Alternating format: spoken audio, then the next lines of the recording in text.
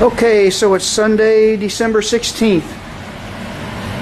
Not so cold, but a cool, dreary, wet day. Sun hasn't been out for 3 days now. Usual weekend of 2018. Hopefully 2019 won't be like that. But as you can see, we've got the Torino up in the air. The headers are out of it. Actually, everything is unbolted. What we're doing is we're pulling the C6 automatic out of it. If you remember me mentioning it, I didn't do any videos of it, but when I brought it home from the Street Rod Nationals, the transmission went bad. It's pretty much cooked. That fluid stinks right now. I unbolted everything last night, and it's ready to come out. So we're going to get it out, get it apart, see what it looks like in there. I know the clutches are black. The steels are probably ruined. Hopefully it didn't get so hot that it rusted up any inner parts. But the plan is to freshen it up, and I would like to order the lower first and second gear planetary for it, because this is a big heavy car. It's a street car, and I think it would help with that. And I'm getting the airplane gears out of it. It's got 279 gears here right now. Going with something not too low, a 325, which is a very noticeable jump, but not so low that I can't drive it on the freeways and stuff. So we're going to be doing that stuff. Oh, and also these long tube headers make a lot of heat, which does not help the life of this transmission. But it's been in here since '97. That's when this engine and transmission was put in. So for what it's been through, I guess that's pretty good.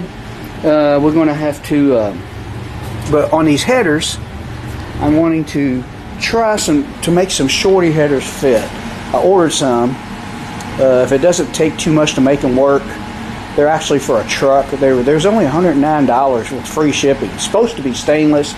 I don't know if I believe that, but whether they're stainless or not, I don't really care, because $109 for the pair, that's not bad.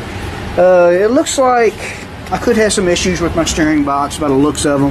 But I'm just going to try them. I don't even think exhaust manifolds would work on this, as you can see how close that steering box is. But we'll come up with something. I also have a do-it-yourself header kit that I never did use on this car, and I ordered for this car. I ended up buying these and got a deal on them, and it was quicker to make them work than to make some. I wish I went ahead and made them at the time. So we may be combining all that together and see what we can come up with. Basically just getting rid of the long tube headers. So I'm going to get the transmission out. It's the first thing we need to do.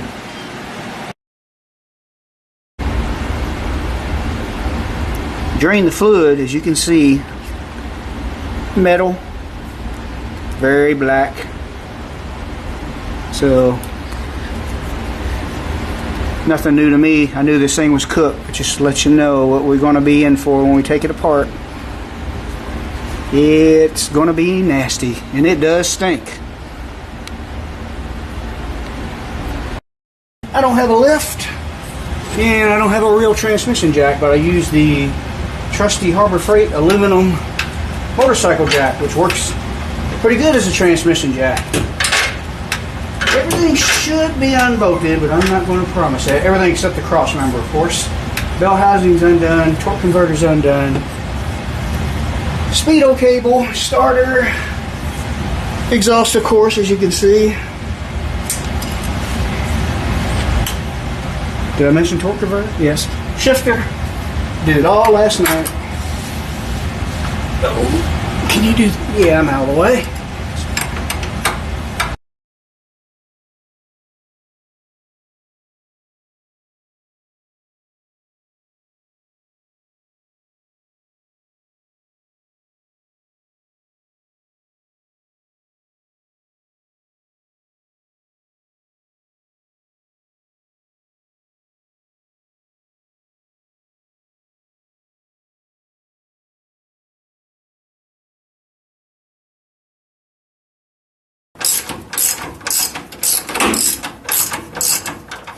Looks like I had shimmed my mounts to get the engine level.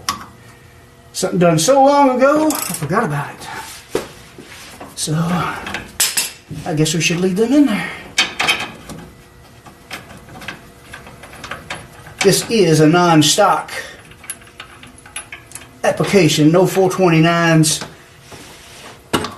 or ever put any production 68 Torino. They didn't put them in Torinos until 70. Very close to the same chassis, but some slight differences maybe, or so I'm told. They looked exactly the same under the hood. Now let's see. Oh, came right out. All right.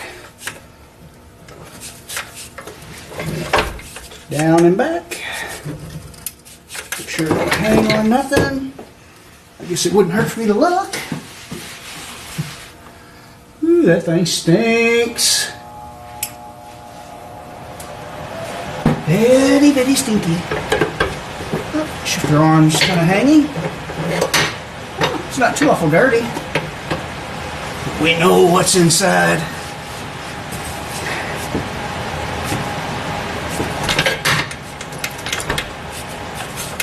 Okay. For some reason, my jack is not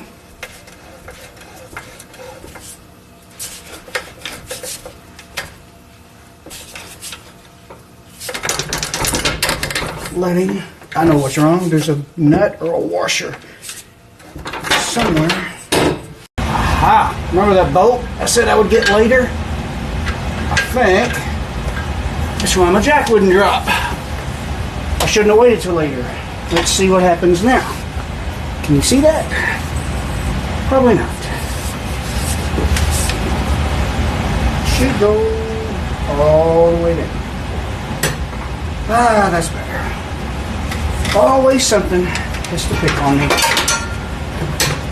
Okay, everything's free. Now, I gotta get the car up really, really high to avoid rustling this thing off the jack. Fun, fun.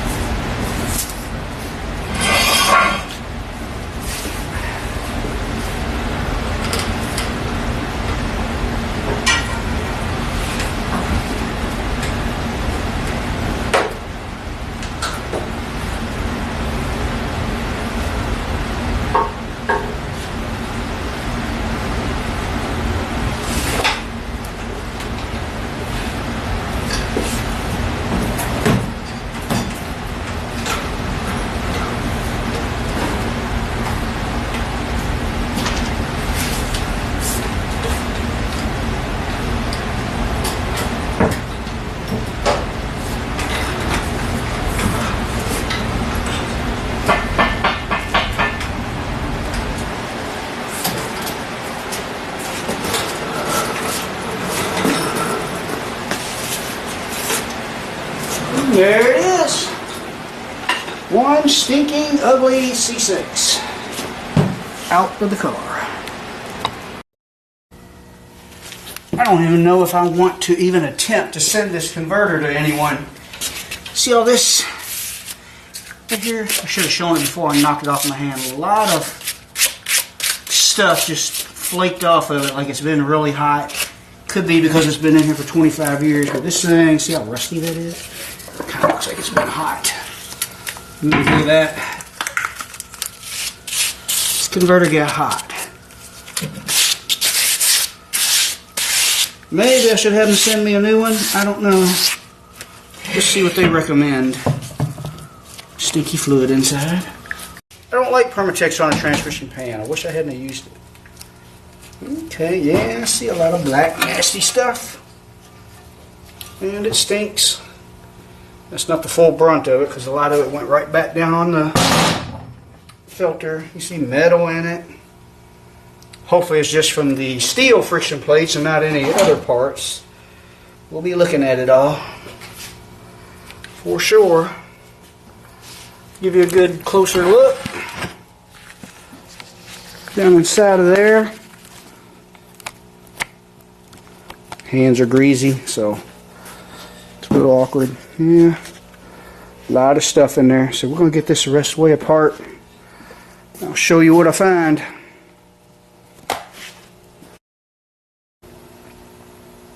Okay, there it is, all tore down.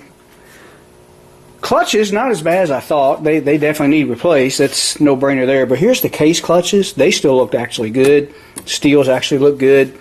Now, what really got hot in this thing was, of course, the converter. As I showed you, I'm beginning to wonder if maybe the converter caused all this to start. But now this is a thrust washer in the very rear. You can see how hot that is. It's supposed to be that bronze or brass color. That got hot.